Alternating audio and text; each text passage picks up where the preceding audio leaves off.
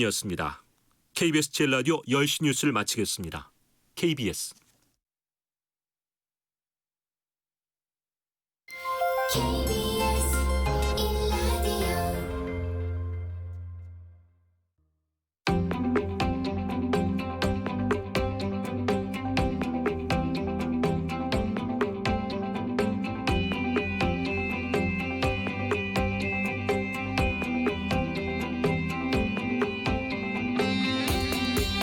김성환의 시사야.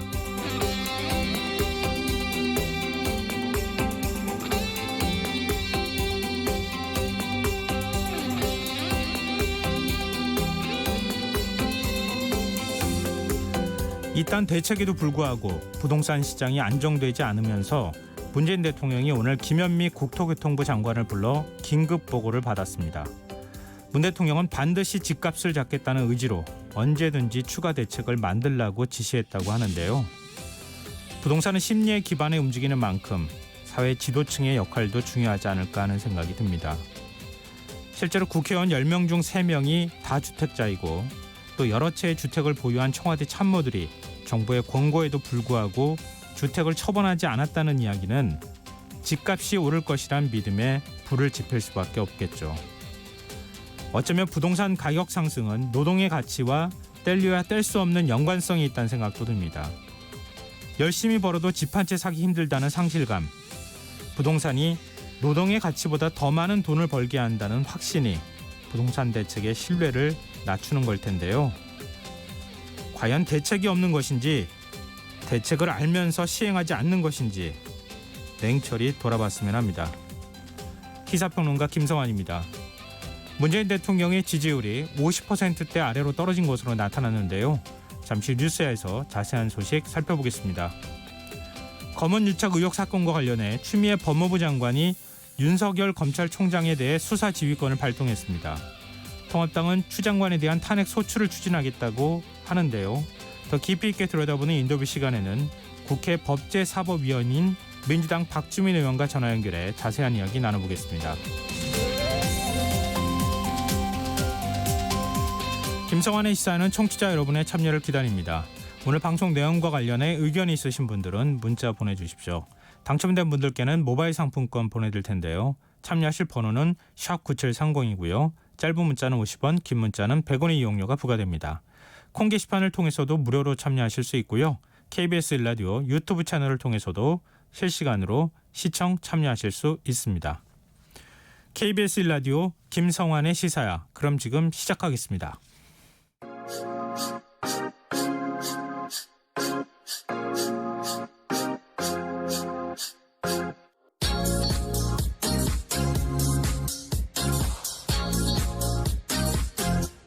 KBS 1라디오 김성환의 시사야.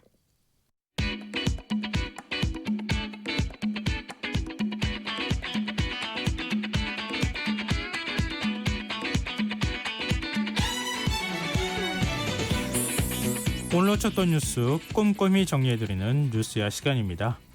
오늘은 곽재훈 프레시안 기자 나와 계십니다. 안녕하세요. 네, 안녕하세요. 오늘은 뉴스가 조금 많은 날이에요. 보니까. 그렇습니다. 네, 많은 소식을 좀 전해드려야 해서 좀 빨리빨리 좀 갔으면 좋겠습니다. 오늘 코로나19 소식부터 좀 살펴볼까요? 네, 중앙방역대책본부는 오늘 코로나19 확진자가 어제보다 54명 증가해서 총 12,904명이 됐다고 밝혔습니다. 확산세가 수도권, 대전, 충남에 이어 광주까지 뻗어나가면서 일일 신규 확진자가 이틀 연속 50명대를 기록한 건데요.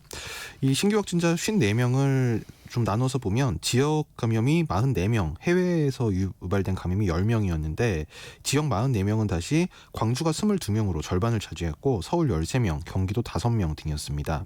이 광주에서는 사찰, 교회, 방문 판매 업체, 요양시설, 도서관 등 곳곳으로 전파고리가 이어지면서 이 지역 방역당국에 비상이 걸렸습니다.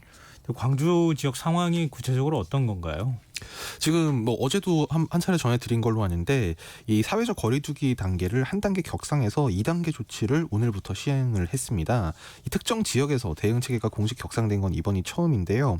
이 코로나19 사태 이후 도입된 사회적 거리두기가 지난달 28일 이 정부 방침회에서 3단계로 정비가 됐는데 이 중에 2단계는 통상적 의료 체계가 감당 가능한 수준을 넘었다.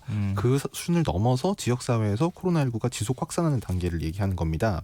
그래서 2단계에서는 불효불급한 외출 모임, 다중이용시설이 이용을 자제해야 하고 네. 실내 50인, 실외 100인 이상 집합 모임 행사는 아예 금지가 됩니다. 이용석 광주시장은 외출 시 만나는 사람 모두가 감염이 될 수 있다는 위기의식을 갖고 개인 위생수칙을 꼭 지켜달라면서 많은 사람이 모이는 예식장, 장례식장, 대형 음식점 등 방문과 행사 참석을 자제해달라고 당부했습니다. 또 걱정되는 것이 그동안에는 뭐 아파트에서 집단 감염이 발생하지는 않았거든요. 아파트에 사는 주민이 확진 판정을 받는 경우는 있었지만 근데 의정부 아파트에서 집단 감염이 지금 일어나고 있어요. 예, 이제 조금 이 신경 쓰이는 사례가 나온 건데요. 경기 의정부시는 장암 주공아파트 7단지 706동 입주민 3명이 신종 코로나 바이러스 19 이 확진 판정을 오늘 추가로 받았다고 밝혔습니다. 네. 이로써 아파트 입주민 가운데 확진자가 이 아파트에서 5가구 9명으로 늘었는데요. 입주민이 다녀간 헬스장을 통한 2차, 3차 감염 사례까지. 그러니까 여기 헬스장을 통한 감염은 이제 이 아파트 입주민은 아니고 그 입주민이 다니는 헬스장에 다니는 2차 감염이 되겠군요. 그렇죠. 네. 이 사례까지 합치면 어쨌든 이 장암 주공아파트 관련 확진자가 13명이 지금 된 겁니다. 그 의정부시에 따르면 이 아파트에서 이제 오늘 나온 추가 확진자는 60대 여성과 이 여성의 20대 아들 등 2명인데요.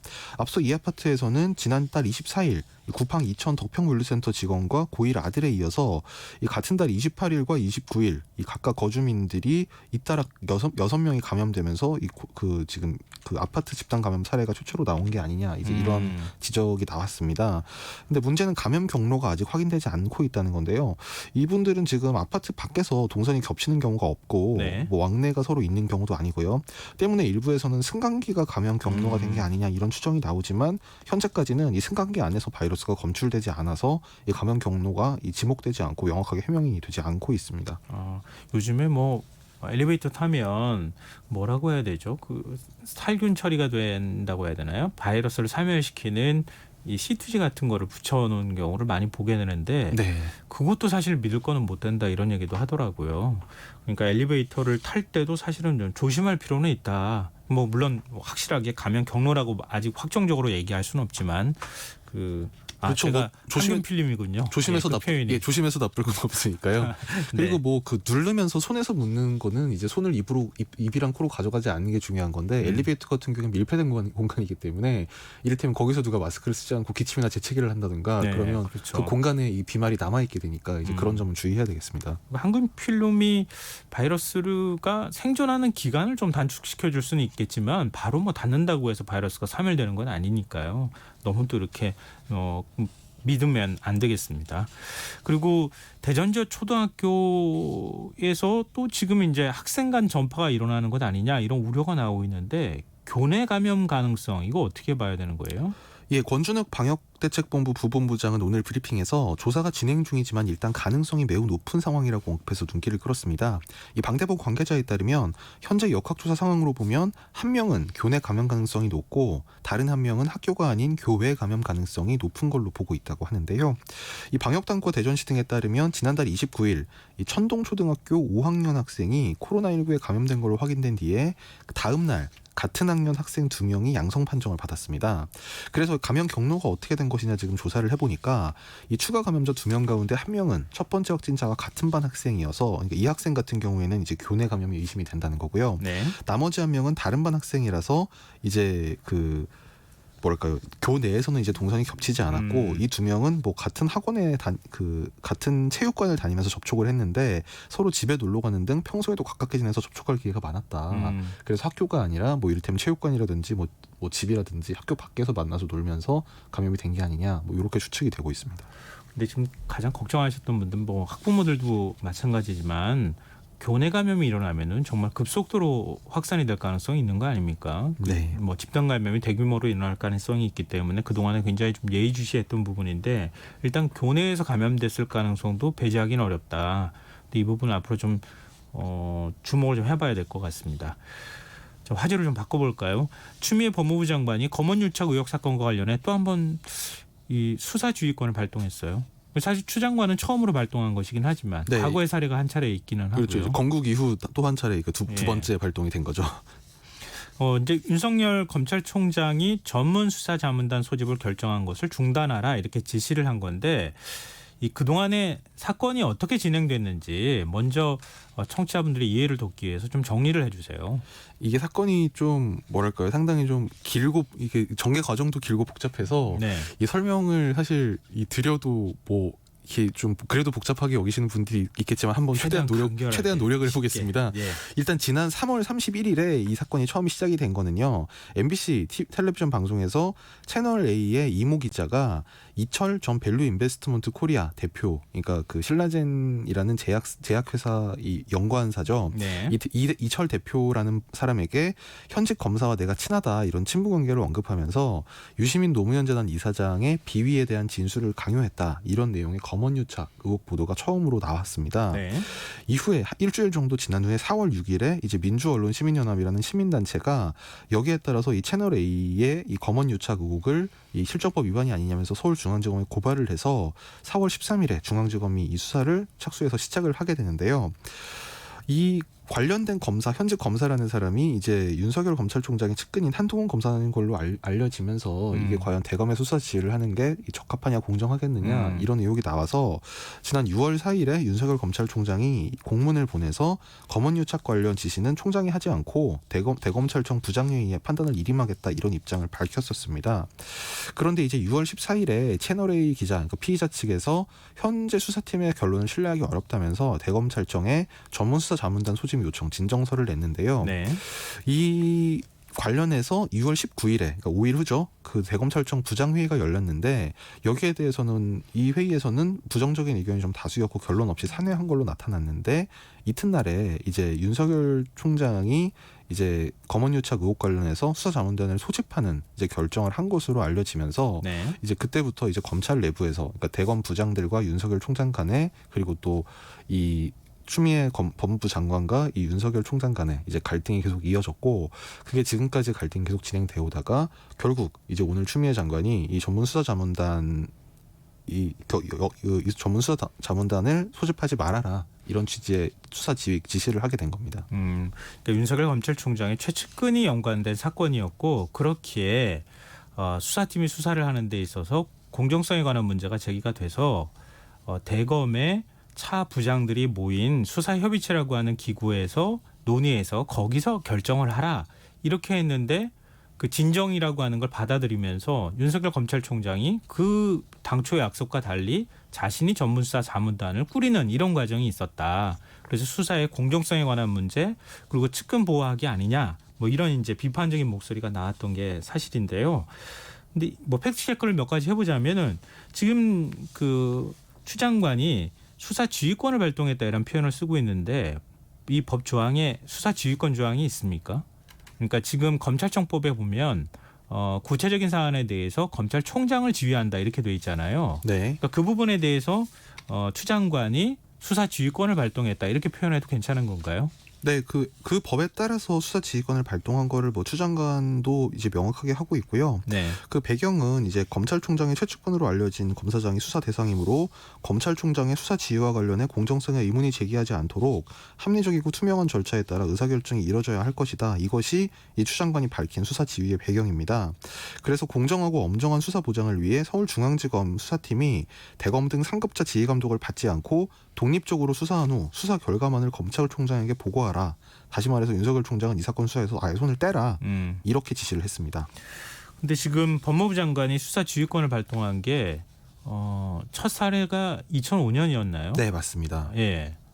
그 사례를 좀 설명해 주시죠. 예, 이제 그때는 이 사건은 뭐였냐면 이제 강정구 동국대 교수가 이제 6.25는 뭐 통일전쟁이다 이런 발언을 해서 네. 뭐 지금 생각하면 좀 어떤 면에서는 어이가 없는 일일 수도 있는데 이 발언과 이제 이 강정구 교수의 어떤 뭐 사상, 언행 이런 거에 대해서 당시에 검찰이 국가보안법위원회로 수사를 했던 사건입니다. 네. 근데 여기에 대해서 검찰은 이걸 구속 수사를 하겠다고 했는데 당시에 이제 참여정부 법무부 장관이었던 천정배 장관이 2005년의 일인데요. 천정배 장관이 이 강정구 교수를 뭐 수사하지 말라는 것까지도 아니었고 수사를 하되 불구속 수사를 해라. 예. 이제 이렇게 지시를 한 거였는데요. 이것이 이제 첫 번째 수사지휘권 발동 사례였습니다. 요 당시에 검찰총장은 김종빈 총장이었는데 이 지휘를 수용하긴 했지만 반발 차원에서 사표를 냈습니다. 그럼 이번에 이제 수사지휘권이 두 번째로 발동이 된 거 아니겠습니까? 네, 그렇죠. 그럼 윤석열 검찰총장은 어떻게 되는 거죠? 이제 윤석열 총장은 방금 제가 말씀드린 김종빈 총장의 사례를 보면 예. 사실상 왜 그렇게 생각하는지 모르겠는데 이제 검찰청법 8조에 이제 법률로 규정이 돼 있음에도 불구하고 이제 법무부 장관이 수사 지휘권을 행사하는 것을 이제 수용하는 걸 뭔가 굉장히 자존심이 상하는 것처럼 받아들이는 좀 그런 문화가 검찰에 있었던 모양인데요. 또 어찌 생각해 보면 네. 과거에 법무부 장관이 겉으로 공식적으로 수사지휘권을 발동하지는 않았더라도 사실상의 지휘하는 경우는 꽤 많이 있어 왔다고 하잖아요. 그렇죠. 그러니까 공개적으로 종종 있죠. 수사지휘권을 발동한다 이렇게 형식까지 갖춰서 하지는 않았더라도. 그렇죠. 이제 그게 그 약간 역설적인 게요. 예. 이를테면 군사 정부 시절이라든가 권위주의 정권 시절에는 장관이 하라 하는데 총장이 속된 말로 개긴다고 할 수 있는 안 됩니다 이렇게 말하기 그런 분위기가 안 되는 거고 예. 이게 이렇게 공개적으로 나온다는 거는 어쨌든 총장과 장관의 뜻이 다르고 어느 정도 그 총장에게 자율성이 있기 때문에 이게 오히려 이런 경우가 있다고도 볼 수 있겠는데요. 아무튼 지금 윤석열 총장 같은 경우에는 그래서 이번에 수사지휘권을 이제 추 장관이 발령한 것에 대해서 그래도 뭔가 이를테면 물밑에서 조율을 하거나 이런 방식을 통해서 좀 이제 의견 교환을 할 수 기존까지는 이제 그런 식으로 어떤 정부에서는 되어 왔던 건데 그게 아니라 이제 공개적으로 이제 장관의 수사 지휘권이 발동이 되면서 사실상 윤 총장에게 물러나라는 게 아니냐 이런 법 쪽에서 일각의 해석이 나오기도 하는데요. 네. 대검에서는 아직 관련해서 공식적으로 입장이 나온 건 없고 이 수사 지휘를 받아들일지에 대해서 아니면 거치에 대해서 아직 입장이 정해지지 않은 걸로 알려지고 있습니다. 일단 내일 예정됐던 전문수사자문단 회의는 하지 않기로 한 거죠. 네, 이제 대검찰청이 오늘 이제 기자들에게 내일 전문수사자문단은 소집하지 않는다 하면서 다양한 의견을 수렴 중에 있다라고 밝혔는데요. 이 대검 측은 이 전문자문단 소집이 이 추 장관의 수사 지휘에 따라서 완전히 다시 이제 재론의 여지가 없이 중단된 것인지에 대해서는 가타부타 정확하게 알리진 않았습니다. 한 검찰 관계자는 언론 인터뷰에서 내일 자문단을 열지 않는다고 해서 수사 지휘를 수용한 건 아니라면서 검사장들 의견을 폭넓게 듣고 결정할 것이다. 이런 받아들이지 않을 수도 있다는 뉘앙스를 시사했습니다. 내일 전국 검사장 회의를 소집한다고 하잖아요. 예, 이제 전국 검사장들에게 이 윤석열 총장이 수사 지휘 수용 여부에 대해서 의견을 수렴하기로 했는데요. 이 대검찰청에서 내일 검사장 회의를 소집하기로 하고 이 소집 회의 소집 사실을 각각 검찰청에 통보를 했습니다. 그래서 각각 검찰총장 등을 맡고 있는 이 검사장급들이 대부분 참석할 걸로 보이고요. 검찰 내부 논란을 피하기 위해서 신중한 의사결정 과정이다 이런 해석이 있고 아니면 이제 이 추 장관의 수사 지휘에 대해서 이 어떤 특정한 결론을 내리는 게 부담스러워서 좀 그걸 회피하려는 그런 시도가 아니냐 이런 분석도 있습니다. 네. 정치권 반응은 어떻게 나옵니까? 민주당은 윤석열 검찰총장을 향해서 조직을 위해 결단하라 이런 이제 일부 의원들의 주장이 있었는데 그건 검찰총장을 그만두라는 메시지라기보다는 전문수사자문단과 관련되어 있는 메시지에 가까웠던 것도 아닌가 싶거든요. 일단 그게 좀 민주당의 반응은 사실 좀 복잡한데요. 네. 일단 방금 말씀하신 이제 그런 일부 의원들의 발언도 이거는 수사지휘권을 발동한다라고 추미애 장관이 밝히기 전에 오늘 오전에 나왔던 그렇죠. 거고 놀랍게도 지휘권이 발동된 다음에는 공식 비공식으로 아무 반응이 안 나왔습니다. 아무 반응이 안 나왔어요. 네. 그렇고요. 네. 방금 말씀하신 조직을 위해 결단하라는 거는 지금 당 사무총장이자 국회 법사위원장을 맡고 있는 윤호중 의원이 측근을 위해서가 아니라 자신이 충성해온 조직을 위해 결단해야 하는 건 아니냐 이제 이런 얘기를 하면서 근데 이 취지는 뭐냐면 특임 검사 임명을 이제 하라. 결단이라는 게 그런 것인데 예. 다만 이제 정치인들이 이 언어를 사용함으로써 이제 정치를 하는 것이 보통인데, 예, 그렇죠. 근데 예를 들면 결단이라든지 검찰 개혁을 거부한다든지 검언유착의 몸통이 윤 총장 아니냐 이게 다 오늘 여당 의원들이 했던 말인데 네. 이제 그러다 보니까 이 말은 이제 논리상 이제 형식상으로 보면 이 결단이라는 게 이 특임 검사 수용 내지는 수사자문단 철회 네. 이제 이런 거를 결단하라는 얘기지만 뭔가 저희가 결단이라고 하면 뭔가 거치를 검찰총장 그만둬라 그렇죠. 이런 의미로 해석이 그런 뉘앙스가 거잖아요. 상당히 좀 풍기지 않습니까? 그래서 이런 좀 상당히 강경한 톤의 언어를 사용한 배경이 과연 뭐겠느냐 이런 궁금증도 정치권 안팎에서 나오고 있습니다. 만약 민주당이 아무런 메시지 안 내기도 쉽지는 않을 것 같긴 한데 메시지 나오면은 다시 한번 좀 살펴보기로 하고요. 통합당은 이 추미애 장관에 대한 탄핵 소추안 발의까지 지금 언급하고 있어요. 예, 그 통합당은 이제 추미애 장관이 이 수사지휘권 발동을 발표한 이후에 바로 오후에 이제 긴급 기자회견을 주호영 원내대표가 잡았는데요. 네. 여기서 문재인 대통령은 정치적 중립을 훼손한 추미애 법무장관이 해임해야 한다 이런 주장을 폈습니다. 이 주호영 원내대표는 이 주 원내대표도 판사 출신인데요. 이 법무부 장관의 개입과 지휘가 최소화돼야 하는 것이 이 법의 정신, 그러니까 검찰정법의 정신이라면서 그럼에도 추 장관이 개별 사건에 일일이 시비를 걸어 대검과 중앙지검 간 대립과 갈등을 유발했고 수사지휘권까지 발동한 건 검찰의 수사권 독립을 저해하는 행위라고 주장했습니다. 그러면서 문 대통령에게 반법치 행태를 벌인 추 장관을 즉각 해임하기 바란다 이렇게 요구하면서 대통령이 직접 나서지 않는다면 추 장관은 국회에 의해 탄핵 소추될 것이다 이렇게 경고했습니다. 지금 여야 갈등이 일어날 만한 사안들이 굉장히 많은데 하나가 더 추가된 거 아닐까 이런 생각도 좀 드는데요. 네. 그리고 통합당은 지금 원내 복귀를 아직 하고 있지 않은 상황이잖아요. 근데 김종인 비상대책위원장이 민주당이 독주하니까 추경 심사는 맡기고 그 다음에 본분을 다하겠다 이런 발언을 내놨어요. 이거 어떤 의미라고 해석해야 됩니까? 그러니까 한마디로 얘기하면 이게 3차 추경 예산 심의에 통합당은 참여하지 않겠다는 겁니다. 이게 어제 그저께 좀 배경이 있는데요. 예. 통합당에서 이 추경안 통과 시점을 일주일만이라도 좀 연기하자. 그래서 7월 3일까지 하는 건 너무 촉박하니까 한 11일까지 심사를 하면 이제 우리도 들어가서 같이 한번 심사를 해보겠다. 예. 이런 수정 제안을 민주당에 건넸는데 이거를 민주당에서 바로 거부를 했습니다. 이게 근데 왜 시간을 좀 일주일 뒤로 미루자고 얘기하는 거예요? 지금 2주일 뒤, 원래 2주일 뒤라고 얘기했었죠? 한 2주일 정도 네, 필요하다는 건데 이제 오늘은 일주일이라도 연기하자는 걸 민주당이 받아들이지 않았다 이렇게 얘기했는데요. 이제 통합당이 얘기하는 명분은 35조나 되는 예산을 심의하려면 어쨌든 기계적으로 일정 정도 시간이 필요한데 지금까지는 자기들이 공식 심의를 안 했으니까 네. 지금 예결위에 들어가게 되면 당장 내일 본회의에서 어떻게 통과를 시키겠냐 뭐 이런 얘기고 그 정도의 그래서, 시간은 필요하겠다. 예, 그래서 시간이 예. 좀 더 필요하다는 얘기였는데요. 근데 아무튼 오늘 민주당에서는 조정식 정책위의장이 이제 공개 회의석상에서 시간 끌기에 불과하다. 지금 이게 뭐 미룰 이유도 여유도 없다. 막 이런 네. 표현까지 써가면서 결국 거부를 했습니다. 그래서 통합당에서는 오늘 뭐 김종인 비대위원장이 주호영 원내대표가 이제 민주당으로부터 짓밟히고 폭거를 당했지만 네. 그래도 추경 심사에 참여하려 했지만 3일 안에 심사를 마치지 않으면 안 된다고 이조차 거부했다. 그래서 충분히 심의할 용의가 있다면 들어가겠다고 했는데 민주당이 거부했다. 이제 이런 한마디로 자신들은 좀 피해자의 입장에 있다는 점을 내세우면서 추경 심의에는 참여하지 않겠다. 이제 이렇게 얘기를 했는데요. 네. 이거는 이제 여당이 민주당에 뭐 독주한다, 뭐 독재 이제 이런 이미지를 좀 씌우려는 이제 당 차원의 전략하고 연결이 돼 있는 걸로 보입니다.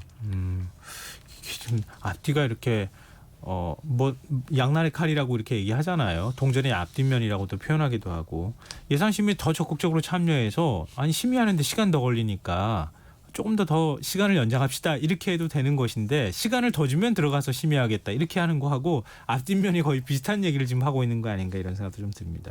아무튼 복귀한다는 거는 오늘 이제 조영 원내대표가 회의 끝나고 기자들하고 만나서 뭐 빠르면 다음 주 초쯤 근데 정확한 시점은 좀 보고 결정하겠다 이렇게 얘기를 했는데요. 네. 아무튼 뭐 이르든 늦든 뭐 늦어도 이달 중순 전에는 아마 국회 복귀가 현실화가 될 것 같습니다. 네, 알겠습니다. 지금 여러분께서는 KBS 1라디오 김성환의 시사와 함께하고 계십니다. 계속해서 뉴스야 이어가겠습니다. 문재인 대통령이 지지율이 50%대 아래로 떨어졌어요. 네, 좀 이게 49.4%에서 50% 밑으로 떨어진 게 네네. 맞긴 한데 좀 아슬아슬한데요. 오늘 이제 여론조사 기관 리얼미터가 문 대통령 국정 지지도 주중 잠정 집계를 해보니까 네. 잘하고 있다. 그러니까 매우 잘한다와 잘하는 편을 합친 잘하고 있다는 응답이 전체적으로 49.4% 이렇게 나왔고 뭐 잘못하는 편이다, 매우 잘못한다. 그러니까 즉 잘못하고 있다는 부정적인 평가가 대략 합쳐서 46.1% 이제 이렇게 집계가 됐습니다. 네.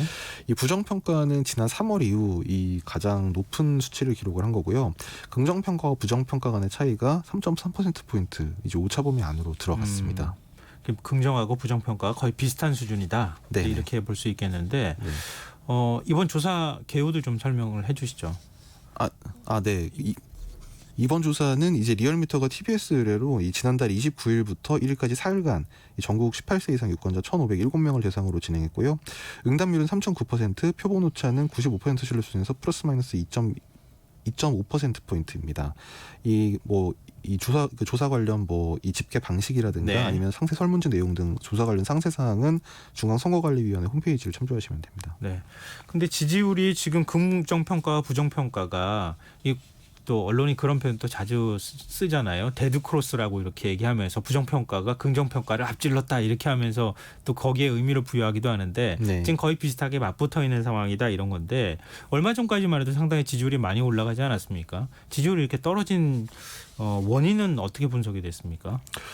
사실 그 여론조사 방식에 따라 좀 다른데요. 이제 리얼미터 같은 경우에는 이제 평가 이후 조사를 안 합니다. 그러니까 뭐 다른 조사기관 같은 경우에는 뭐 부정적인 평가를 했을 때 뭐 왜 그렇게 평가하세요? 네. 이제 이런 걸 주관식으로 물어봐서 이제 집계를 하기도 하는데요. 다만 이제 뭐 그 지금 30대 그다음에 50대 여기서 이제 변동폭이 좀 있었던 걸로 알려지고 있는데 아무래도 뭐 최근에 이제 북한 관련 이제 뭐 그 남북 연락사무소 폭발을 하면서 네. 남북 관계 긴장 국면으로 들어갔던 것이라든지 아니면 이제 코로나19가 계속 확산세가 꺾이지 않고 있는 것 그리고 최근에 어떤 이 민주당의 좀 그 야당을 배제한 형태로 이제 국회 운영이 이루어지고 있는 뭐 그런 문제도 있고요. 특히 이제 부동산 관련해서 이 상승세 그리고 이제 그 특히 청와대 참모들에 대한 이제 부동산 다주택 보유 이 여론이 상당히 좀 악화가 된 것이 영향을 미친 게 아니냐 뭐 좀 이런 분석은 나오고 있습니다. 네.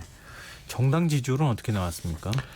예, 정당 지지율은 더불어민주당이 지난주 대비 3.1%포인트 내린 38.1% 이렇게 나왔고요.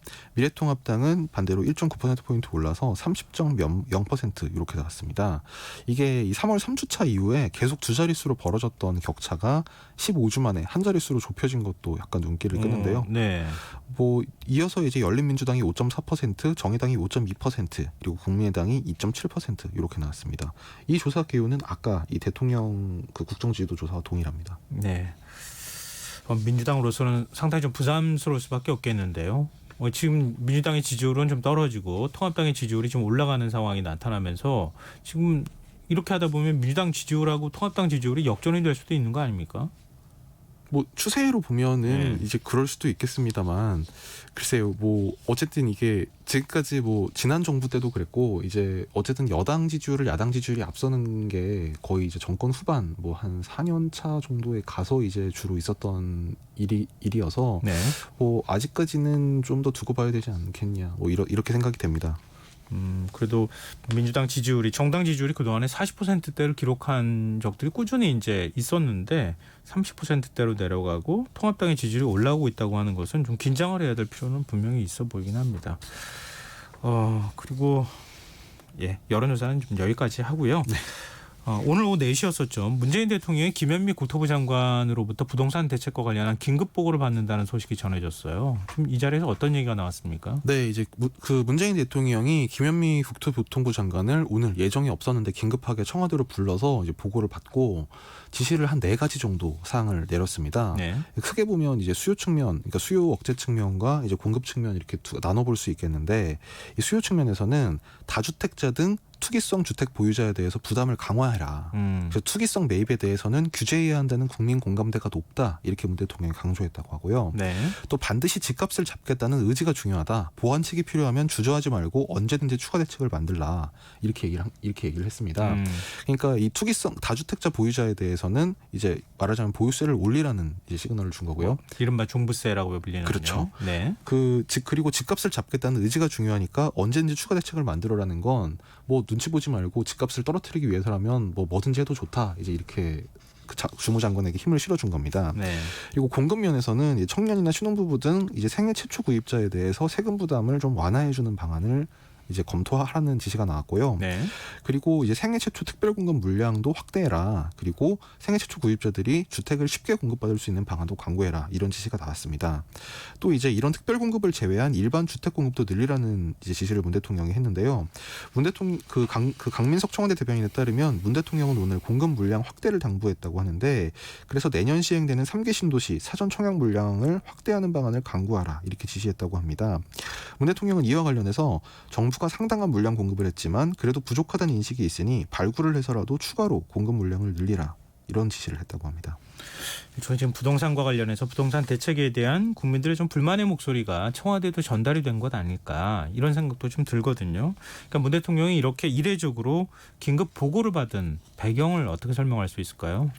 뭐 앞서서 이제 갭 투자를 규제한 6.17 부동산 대책이 발표됐는데 네. 그부터 보름이 지났지만 사실 상승세가 꺾이지 않고 있고 이제 이것 때문에 정말 뭐 진보 보수 진영을 떠나서 사실상 뭐 죄송합니다. 미래통합당에서 이제 정의당까지 네. 거의 진보 보수의 모든 야당과 또 시민사회단체에서도 정부 비판을 계속 이제 내놓고 있는 그런 국면이거든요. 예를 들면 오늘 이제 시민단체 경제정의실천 시민연합은 성명을 내서 20회 넘는 땜질식 부동산 대책을 남발하는 김상조 정책실장, 홍남기 기재부 장관, 김현미 국토교통부 장관을 믿을 수 없다. 즉각 교체하라. 이런 입장을 발표하기도 했습니다. 이 경실련은 어제는 비서관급 이상 청와대 전현직 고위공직자 8명이 수도권 다주택자라는 사실을 지적하고 또 지난달 23일에도 문재인 정부 들어서 서울 아파트 중위 가격이 3년간 52% 상승했다. 뭐 이 수치에 대해서는 지금 정부와 경실련 간에 이 논쟁이 있습니다만 네. 아무튼 지난 정부보다 월등히 높다. 이렇게 비판하는 취지의 자료를 내기도 했었습니다. 지금 문재인 정부 부동산 정책에 대한 평가가 굉장히 박하게 나오고 있는 상황이긴 한데 지금 문 대통령이 종부세 강화를 주문하지 않았습니까? 네. 그런데 종부세 강화 내용을 담고 있는 법안은 20대 국회에서도 발의가 됐었잖아요. 근데 그때도 통과가 안 됐어요. 예, 그렇죠. 이게 사실 작년 12월 16일에 12.16 부동산 대책을 이제 발표를 하면서 원래는 올해부터 이제 종부세를 강화해서 적용하려는 게 정부의 원 계획이었습니다. 이 내용을 보면 공시가격 9억 원 이상 주택에 부과되는 종부세를 1주택자에 대해서도 강화한다. 이제 이 부분은 이제 지금 이제 6월달에 다시 이제 그 법안을 다시 내놓으면서 강화된 부분이고요. 예.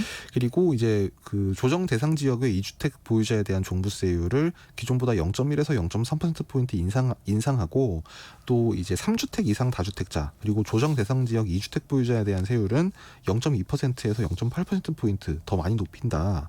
그리고 조정 대상 지역 2주택자의 종부세 세부담 상한을 지금까지 200%에서 300%로 이제 올리는 내용이 담길 예정입니다. 그래서 지금 이 주택 그 20대 국회 때 이제 이것이 제출됐지만 네. 말씀하신 대로 이게 지난 연말에 처리가 되지 않았기 때문에 올해 세법 개정안에 포함해서 오는 9월 초에 정부 입법안 형태로 국회에 제출할 계획이라고 하는데요. 그러니까 이 세법 개정안은 예산 부수 법안이기 때문에 올해 9월에 제출이 되면 이제 올해 12월 초에 그렇죠 통과가 예. 돼서 내년부터 이제 이게 적용이 되는 이제 그런 내용입니다. 이게 뭐 통합당뿐만 아니라 이제 민주당 안에서도 지난 총선 때 좀 비판을 받았던 게 서울 강남 지역이라든가 뭐 분당 이런 데 출마하는 민주당 후보들도 이 종부세 좀 완화를 해야 된다. 네, 기억이 나요. 좀 선거 때니까 그런 좀 표를 의식한 주장을 해서 논란이 좀 되기도 했었고, 뭐 민주당 원내대표 선거에서도 이제 후보들이 1가구 1주택인 경우에는 좀 완화를 해줘도 되는 게 아니냐 이런 주장을 펴서 좀 논란이 되기도 했었습니다.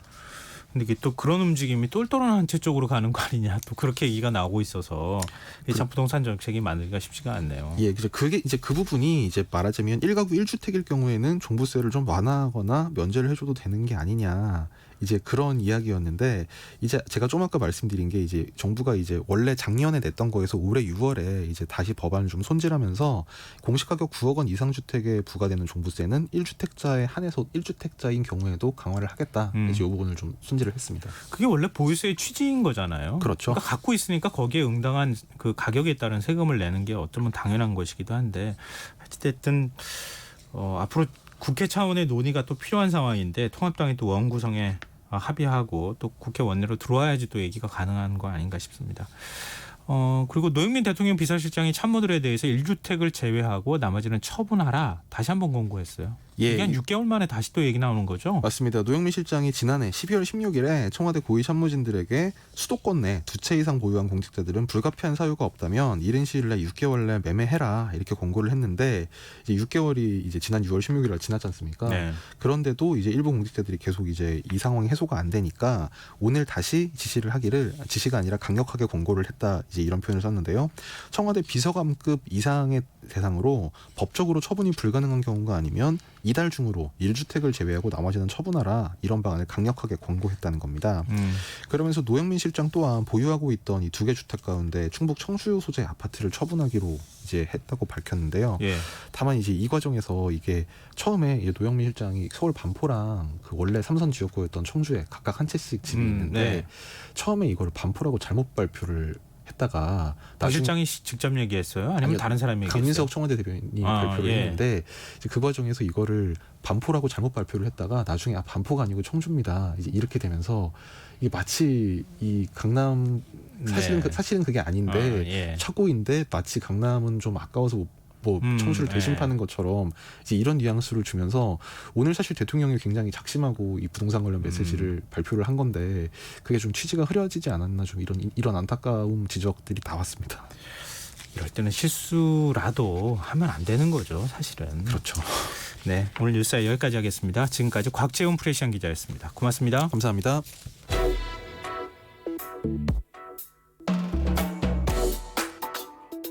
더 나은 내일을 준비하는 시간 KBS 1라디오 김성환의 시사야.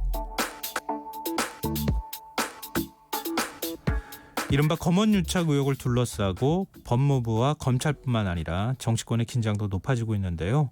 오늘 인터뷰 시간에는 법사위 소속 박주민 더불어민주당 의원 연결해서 이에 대한 자세한 이야기 나눠보도록 하겠습니다. 의원님 안녕하십니까? 네, 안녕하십니까? 네, 단도직입적으로 여쭤보죠. 오늘 추 장관의 수사 지휘권 발동 어떻게 보셨습니까? 네, 사실은 지금 그 검찰에서 검언유착 사건 관련돼서요.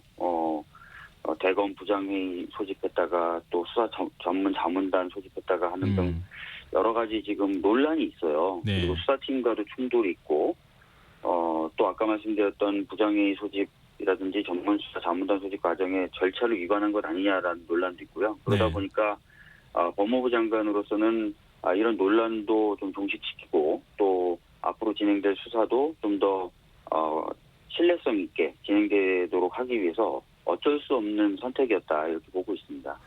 근데 그렇지만 수사지휘권 발동을 두고 일각에서는 검찰 수사의 독립성이 훼손될 수 있다 이런 우려와 비판의 목소리도 있습니다.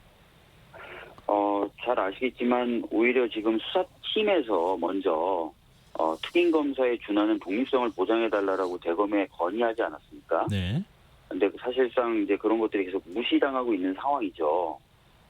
그래서 오히려 이제 수사의 어떤 독립성을 보장할 필요가 있어서 오늘 추미애 장관이 그런 지시를 했다고 보이고요. 실제 지휘의 내용에도 특임 검사의 준하도로 독립적으로 수사할 수 있도록 해줘라. 네. 검찰총장에게는 수사 결과만 좀 보고하는 식으로 좀 하게 해줘라. 이런 내용도 포함되어 있습니다. 근데 반대 목소리를 제가 지금 의원님한테 전해 드릴 수밖에 없는 상황인데요. 지금 네. 이제 그 서울중앙지검 수사팀이 특임 검사에 준하는 독립적인 수사권을 갖도록 해주라 이제 이렇게 얘기를 한 것이지만 대검 네. 측에서 밝히기로는 네. 수사팀이 처음부터 결론을 정해놨다. 수사가 불공정하게 진행되고 있다. 이렇게 얘기를 하고 있거든요. 오히려 지금까지 드러난 사실관계 보면은 그렇지 않죠. 아시다시피 이제 19일 날 대검 부장회의가 소집될 예정이었고, 그 대검 부장회의에서 여러 가지 이제 안건들이 다뤄질 예정이었는데, 대검 부장회의가 시작되기 전에 이미 대검의 이제 형사 1과에서 지금 관련된 사람들, 네. 검언유착과 관련된 사람들이 무혐의다라는 보고서를 만들어서 배포를 했다는 거예요. 그러니까 어디다가요? 오히려 그 부장회의에 소집된 부장들하고 수사팀에게요. 그러니까 오히려 예단을 갖고 있는 것은 대검이다라고 수사팀이 판단을 한 거죠. 그래서 네. 이 수사팀이 이런 식의 편파적인 보고서를 바탕으로 하고 해서 부장회의가 진행된다는 것은 문제가 있다라는 그런 문제의식을 가지고 사실상 그 부장회의에 대해서 보이콧을 하거나 이런 행위를 했다는 것으로 알려지고 있지 않습니까? 네. 그래서 오히려 지금 말씀하신 수사에 대한 예단, 수사에 대한 어떤 선입견은 제가 봤을 때는 대검이 더 강하게 가지고 있는 것 아닌가라는 말씀을 드리는 겁니다. 예. 근데 이게 수사의 공정성과 관련되어 있는 문제, 또 수사에 검찰 수뇌부가 개입하는 문제, 이게 두 가지가 같이 섞여서 서로 간에 이제 공박을 벌이고 있는 상황인 것 같은데요. 근데 이게 일반적인 사건 처리 절차와는 좀 그 이례적이라고 볼 수 있겠죠? 좀 다르죠? 예, 그렇습니다. 아시다시피 지금 대검이 처음에 이제 그 대검 부장회의라는 걸 소집을 했지 않습니까? 이 사건 관련돼서. 네. 근데 대검 부장회의 소집에서 그치지 않고 전문수사 자문단까지 소집을 해버렸어요. 이게 무슨 얘기냐면 네. 이 그 합리적 의사결정을 위한 기구 설치 및 운영에 관련된 예규라는 게 있는데 그 예규가 최근에 공개가 됐는데 그 예규에 보면은 대검 부장회의하고요. 예. 그다음에 전문수사 자문단이라고 하는 것은 병렬적 기구예요.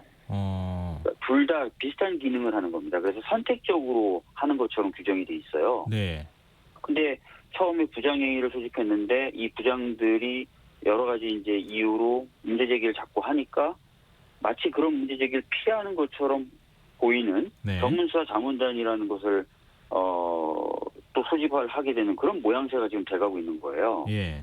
그러니까 어떻게 보면은 수사팀의 말도 좀 누르고 있는 것처럼 보여지고 또 부장행위라는 것의 어떤 취지도 좀 훼손하는 것으로 보여지고 이런 모습들이 자꾸 보여지는 거죠. 그러니까 굉장히 전례가 없는 모습들이 지금 벌어지고 있는 거고 또 아시다시피 전문수사 자문단도 소집했는데 또 반면에 수사심의위원회도 지금 열리게 돼 있어요. 네. 그러니까 이게 굉장히 하나의 사건을 가지고 다양한 어떤 회의체들이 만들어져서 막 논의가 되게 되는 이상한 모양새가 지금 그려지고 있는 겁니다. 네. 그래서 이런 것들 좀 정리할 필요가 있는 거죠. 네. 근데 윤석열 검찰총장이 왜 이렇게 네. 이례적인 방식들로 절차를 좀 이렇게 복잡하게 만들어가는가? 그 네. 이유를 뭐라고 보십니까? 그러니까 저희들도 이제 사실은 이제 도대체 왜 이러는가를 고민하게 되는 거죠. 그러면서 이제 제가 이제 갖게 되는 의심은 이게 제 식구 감싸게 하려고 하는 것 아닌가. 이런 느낌이 자꾸 든다는 거예요. 네. 예. 그 다른 이유는 없고요. 지금 뭐 아시다시피 뭐 부장회의 소집했다가 또 전문수사 자문단 소집을 의결하는데 그 의결 과정에서 보면 부장회의에서 뭔가 결정을 하기로 했는데 부장회의에서 결론도 안 난 상태에서 지금 소집 결정을 또 총장이 내렸다 이런 얘기들이 계속 나오는 거지 않습니까? 네. 그러니까 어떻게 보면은 이 이례적인 것들이 왜 자꾸 이루어지는가를 좀 들여다봐야 되는데 결국 뭐 특별한 이유가 안 보인다는 거예요. 딱 하나 있다는 거는 어떻게 보면 이 사건의 관계자가 소위 말하는 윤석열 총장의 최측근. 그러다 보니까 이제 사람들이 이건 제 식구 감싸기가 아닐까 이렇게 네. 의심하게 된다는 거죠. 근데 추미애 장관의 수사 지휘권 발동, 이 과거 사례에 비춰봤을 때는 윤석열 총장에 대한 사퇴 압박 아니냐, 뭐 이런 해석도 나오고 있거든요. 만약에 법무부가 검찰이 어떤 행위를 함에 있어서 잘못이 있어서 그 잘못을 시정하라고 지휘를 할 때마다 그러면 이거는 총장 물러나라는 얘기다라고 하게 된다면 지휘권이라는 것을 행사할 수가 없게 되겠죠. 네. 그래서 그런 부분은 좀 명확하게 구분을 해야 되고요. 지금 추미애 장관 입에서 윤석열 총장 물러나야 된다라는 말이 나온 적이 없지 않습니까? 그리고 이번에 그 지휘한 내용에도 보면은 그냥 수사팀이 독립적으로 수사를 하기 원하니 수사팀으로 하여금 독립적으로 수사를 한 후에 총장에게 보고하도록 조치해라라는 내용 아닙니까? 네. 이게 총장을 물러나라라고 하는 것으로 이게 해석이 되고 또 그런 것이다라고 규정을 해버리고 하면은 앞으로도 아마 어떤 법무부 장관이 나서더라도 검찰총장이나 검찰에게 지휘를 못하게 될 수도 있습니다. 그래서 그런 시각은 좀 경계를 해야 될 것 같습니다. 공교롭다고 해야 되나요? 그러니까 첫 번째 수사지휘권 발동은 천정배 법무부 장관 시절 참여정부 때 2005년 아니었습니까? 네, 맞습니다. 근데 또 지금 문재인 정부에서 법무부 장관이 수사지휘권 발동합니다. 이걸 우연일치라고 봐야 됩니까? 아니면 어떻게 해석해야 됩니까? 뭐 그 부분에 대해서 이제 법사위에 출석한 추미애 장관에게 저희들도 질의를 한 바가 있어요. 예. 그랬더니 이제 추미애 장관의 답변은 추미애 장관의 이야기는 그동안은 대부분의 법무부 장관이 검찰 출신이었죠. 네. 네, 그래서 사실은 검찰과 법무부가 크게 이견을 가질 게 많지 않았다는 겁니다. 그런데 이제 소위 말하는 검찰 출신이 아닌 법무부 장관이 들어오고 법무부도 탈검찰화가 진행이 돼서 검찰의 영향력으로부터 좀 벗어나는 상황이 되다 보니까 네. 사실 이제 기존의 양상하고는 좀 다른 모습이 나타나는 것 같다라는 것이었거든요. 그래서 그런 측면도 있어 보입니다. 예. 그동안에는 검찰 출신 법무부 장관이 있을 때는 2심 전심이거나 아니면 물밑에서 서로 간에 의사소통이 이루어졌을 가능성이 있는데 지금은 비검찰 출신 법무부 장관이 오고 뭐 검찰개혁이라는 화두도 나오고 있는 상황이니까 서로 간에 갈등이 계속 불거지고 있고 결국은 수사지휘권 뭐 발동까지 가는 것 아니냐 뭐 이런 식의 해석이신 것 같은데요. 지금 이제 대검에서는 이제 윤석열 검찰총장이 내일 전국 검사장 회의를 소집했다고 합니다. 네. 이 지금 조직적으로 검찰이 반발할 가능성은 없을까요? 글쎄요, 뭐 지금 회의 소집한 것을 보고 저도 걱정은 됩니다. 혹시 검사장들의 입을 빌어서 법무부 장관의 지위에 대해서 거부한다든지 또는 네. 법무부 장관의 지위를 약간 다른 방식으로 수용한다든지 할 가능성도 없지 않아 있어 보여서 예. 그런 부분에 대한 우려가 저도 있긴 있습니다. 예. 네. 그럼 내일 뭐 상황을 좀 지켜봐야 될 부분인 것 같고요. 추미애 네. 법무부 장관 해임 건의안을 내겠다 이렇게 통합당에서는 얘기하고 있거든요. 이 부분에 네. 대해서는 어떻게 보십니까? 지금 법무부 장관이 행한 그 윤석열 총장에 대한 지위는 검찰청법에 보장되어 있는 또 적극적으로 행사하라고 얘기되고 있는 그런 지위고요. 또 최근에 한동훈 검사장에 대한 직접 감찰, 법무부 직접 감찰의 경우도 사실은 작년에 법무검찰개혁위원회에서 이미 건의를 한 바가 있는, 즉 법무부가 검찰 제대로 통제하기 위해서는 법무부의 감찰을 실질화시켜야 된다라는 그런 권고가 있었던 거거든요. 그래서 어떻게 보면 지금 추미애 장관이 하고 있는 것은 법에 따른 것 그리고 검찰개혁의 흐름 속에서 나오는 것들이라서 이것을 이유로 장관이 해임돼야 된다라고 한다면은 아까도 말씀드렸던 것처럼 앞으로 어떤 법무부 장관이 등장한다 하더라도 검찰을 제대로 통제하기가 어려울 것입니다. 그래서 지금 이 해임 건의안을 발의하겠다라고 하는 것 자체는 좀 제가 봤을 때 부당한 측면이 있다고 생각됩니다. 예. 민주당이 건의안 낸다고 해서 받아들일 가능성은 없다고 봐야 되는 건가요? 네, 저희들이 뭐 이 부분을 받아들이거나 그럴 가능성은 없다고 보시면 될 것 같습니다. 예. 네. 그리고 이번에 이제 수사지휘권 발동 문제에 대한 여론에도 좀 영향을 미친 사안이 아닐까 싶은데요. 추미애 장관의 발언이 너무 거칠다 이런 지적도 있었고 그 발언과 관련해서 조응천 의원도 거친 언행에 말문을 잃었다 이런 식의 내부 비판을 또 하지 않았습니까? 네. 이렇게 너무 거칠게 발언을 하는 것이 오히려 본질을 가리거나 검찰 개혁의 그 개혁 작업을 좀 어렵게 하는 측면도 있지 않을까요? 제가 이미 관련돼서 최고위에서 발언을 한 바가 있습니다. 네. 지금 추미애 장관의 어떤 표현 방식이라든지 이런 것들을 문제 삼는 것은 추미애 장관이 계속해서 문제 제기하고 있는 그 근본적인 이유와 본질을 흐리는 것이라고 저는 생각합니다. 아까도 말씀드렸지만 검찰청법에 따르면 법무부 장관이 구체적 사건에 대해서는 검찰총장에게 지휘를 할 수 있거든요. 그런데 여러 차례 지휘를 하고 있는데 지금 제대로 지휘를 받아들이지 않고 있는 상황이 반복되고 있어요. 네.